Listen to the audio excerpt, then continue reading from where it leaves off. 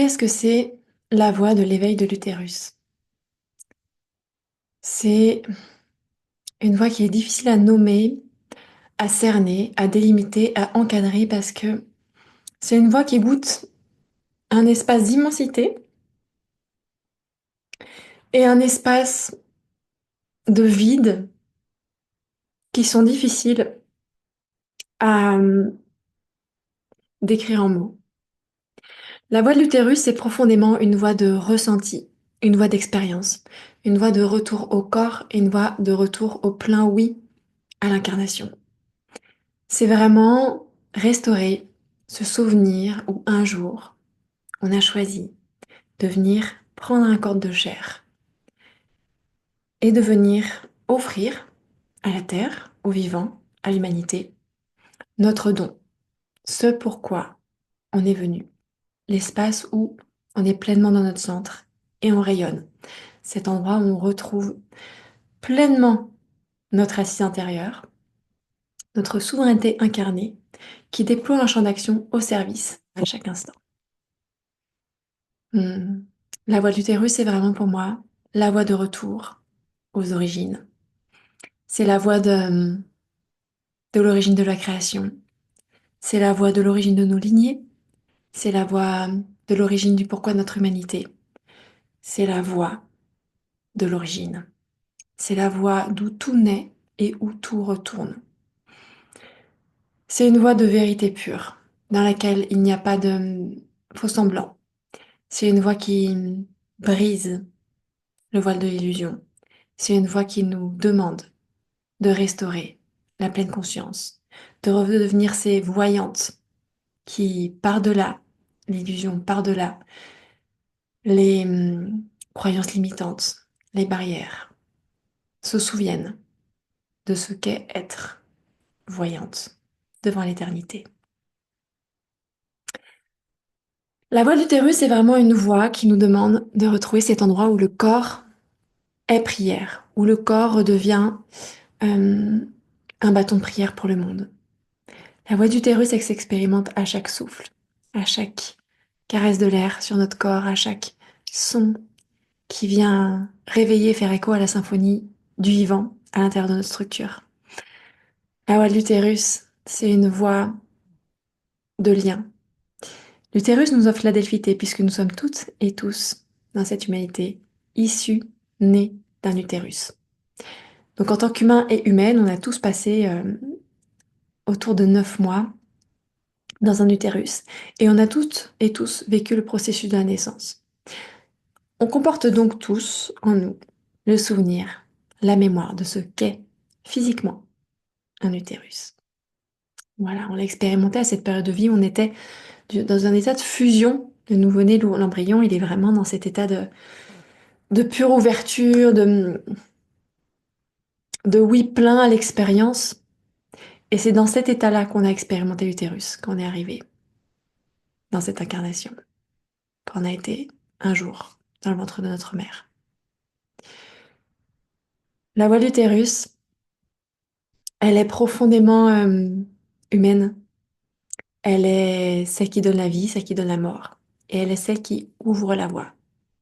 La voie de l'utérus est vraiment une voie de passage et une voie de délivrance, une voie de naissance à soi, de naissance à son propre don, de naissance à son propre axe, à sa propre lumière, de naissance à se souvenir de qui on est et pourquoi on est là. La voie de l'utérus, évidemment, elle nous reconnecte à la Terre et à ses cycles. Elle nous reconnecte à cette cyclicité qui se développe, qui se déploie en nous. Quand on a un utérus physique, un organe utérus. Et c'est bien au-delà. Et en même temps, je crois qu'on a aussi besoin de venir pleinement habiter notre utérus physique et incarné, qu'ils soient encore présents ou pas, si on s'est fait enlever l'organe physique de l'utérus, qu'on a eu une hystérectomie complète ou partielle, l'empreinte énergétique de l'organe reste là. Voilà, donc c'est toujours possible de se relier à son utérus, qu'il soit présent physiquement ou qu'il ne le soit plus. Et c'est aussi un appel à nous souvenir de ce lien profond, intime et essentiel à la Terre. Parce que c'est seulement quand on se souvient de ce lien, cette filiation de la Terre-Mère à notre incarnation, puisque la Terre-Mère est celle qui nous porte inconditionnellement tous les jours. Quand on se lève le matin, on pose le pied par terre, la Terre est toujours là pour nous accueillir. Ça vous est jamais arrivé de vous lever le matin, de poser le pied par terre et que la Terre n'était plus là?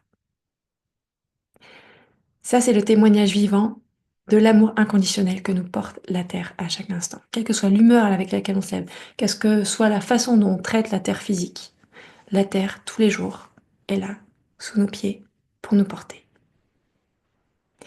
Et la voie de l'utérus, elle nous permet de redescendre dans cette conscience et de réharmoniser notre champ de conscience avec celui de la Terre-Mère. Et c'est seulement, à mon sens, qu'on a replongé dans cette conscience de la densité de la Terre-Mère, qu'on a reconnecté notre utérus à la Terre. C'est vraiment cette pratique de d'enraciner son utérus à la Terre, de faire descendre ce cordon de lumière, ce cordon ombilical de notre utérus vers le cœur de la Terre, l'utérus de la Terre-Mère.